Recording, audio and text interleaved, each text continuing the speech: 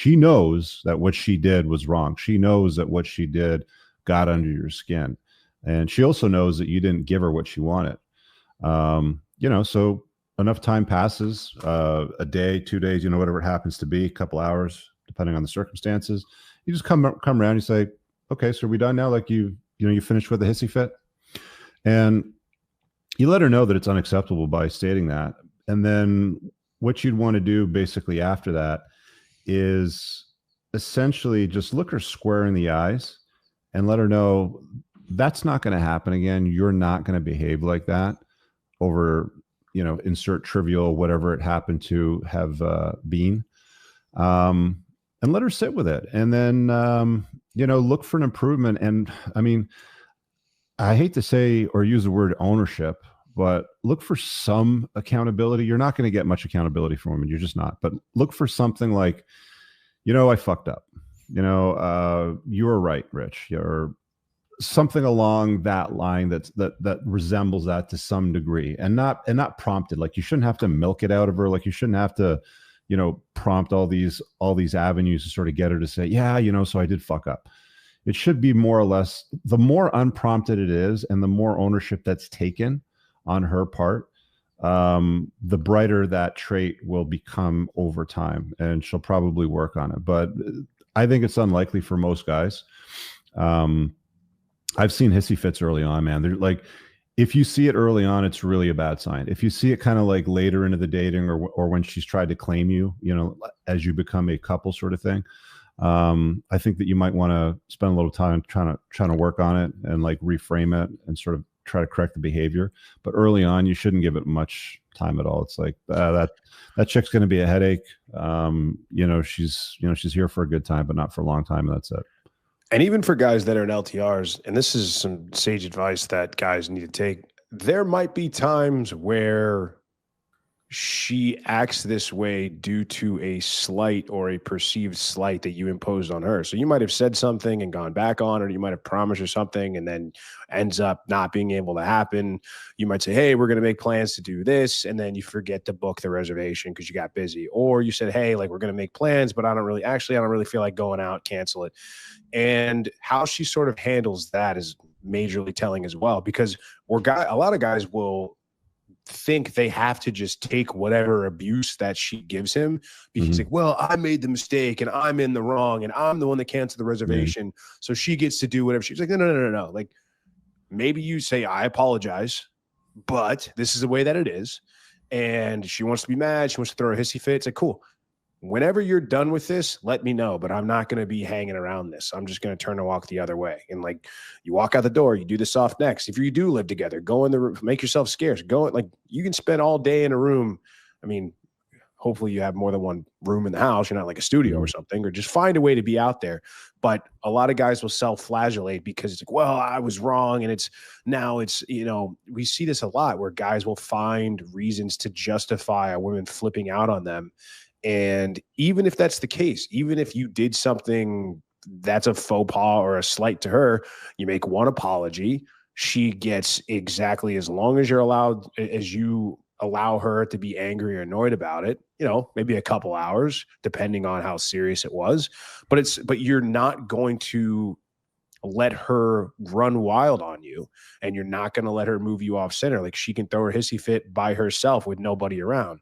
Because it's funny how women don't throw hissy fits in tantrums when they're by themselves. It's only when other people are around, or only when you're around, because you're the intended audience and you're giving her that attention. So you walk out of that room, no hissy fit, solves the problem.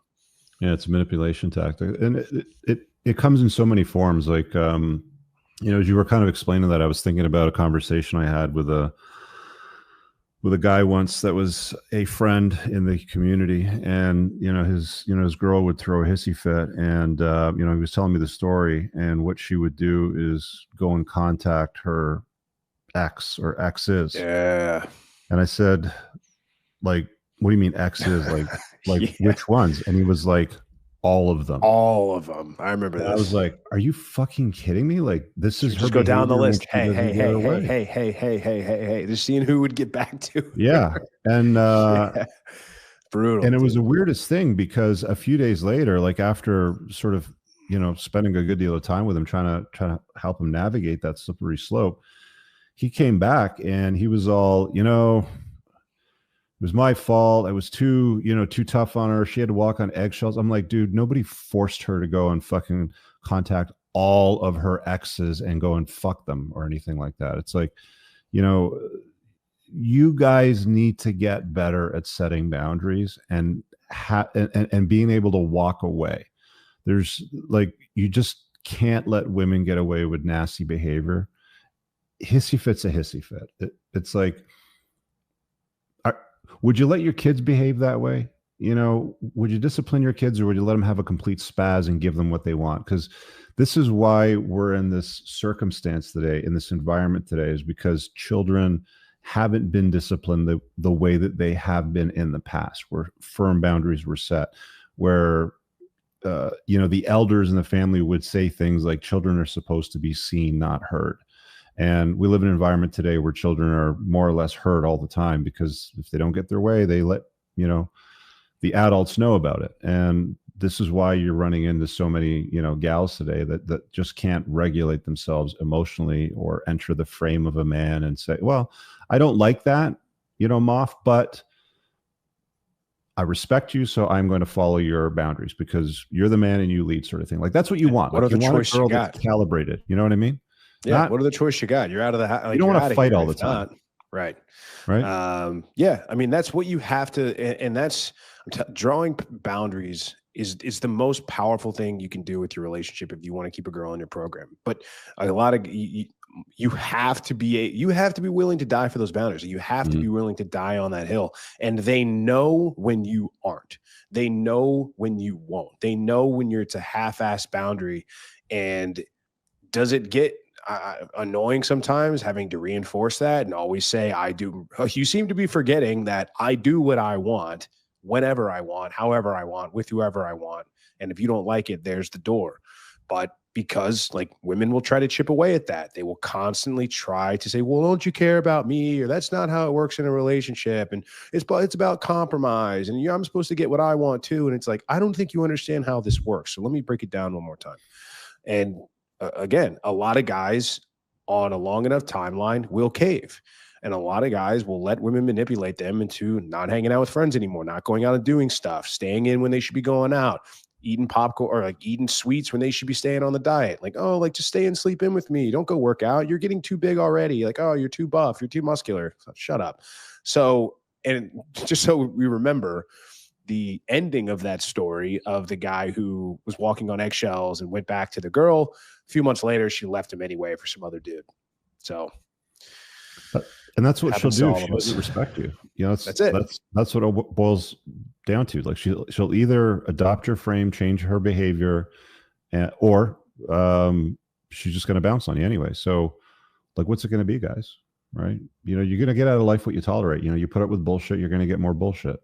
You put your foot down, you set a boundary, and it's basically comply or goodbye. They don't want to comply. Okay, fine. There's a door. You can leave. It's unlocked, but it'll be locked if you try to come back in. Simple as that. All right, guys, I really hope that you enjoyed that clip. If you want to check out the full-length podcast episode, you can find that right over here. Also, make sure you visit my website over here where you'll find my supplements, the opportunity to book me privately one-on-one for coaching, and most importantly, my new School of Unplugging, which you'll find on the courses tab. Newer to the channel, hit subscribe.